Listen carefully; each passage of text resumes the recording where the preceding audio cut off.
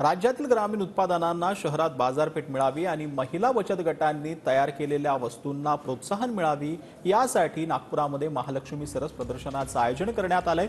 राज्यभरातील महिला बचत गटाचे 250 स्टॉल या प्रदर्शनामध्ये लावण्यात आलेले आहेत।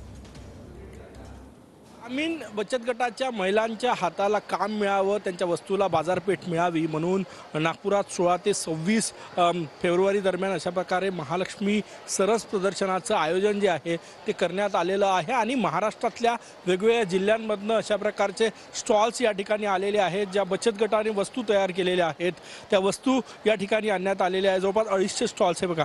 मधमाशाचं पोळं, मध कसं तयार होतं शहरातल्या मुलांना कदाचित माहीत नसावं, त्यामुळे अशा प्रकारे मधमाशाचं पोळं या ठिकाणी हा तरुण या ठिकाणी घेऊन आला आणि अशाच प्रकारे हे बघा मधसुद्धा या ठिकाणी विक्रीसाठी आहे। अशाच प्रकारे वेगवेगळे खाद्यपदार्थ, कपड्यांचे स्टॉल्स या ठिकाणी आहेत आणि नागपूरकरांचा चांगला प्रतिसाद जो आहे तो या ठिकाणी आपल्याला पाहायला मिळतो। हे दृश्य नागपुरातील सरस प्रदर्शनातले आहे आणि या ठिकाणी प्रचंड अशी ही गर्दी आपल्याला या ठिकाणी पाहायला मिळते। मोठा प्रतिसाद आहे। एकूणच ग्रामीण भागात चांगल्या कलाकुसर असलेल्या वस्तू तयार केल्या जातात आणि त्याला शहरामध्ये बाजारपेठ मिळावी या उद्देशानं या प्रदर्शनाचं आयोजन जे आहे ते या ठिकाणी करण्यात आलेलं आहे आणि महिला बचत गटांनी तयार केलेल्या अशा वस्तू आहे ज्या शहरामध्ये आपल्याला पाहायला मिळत नाही।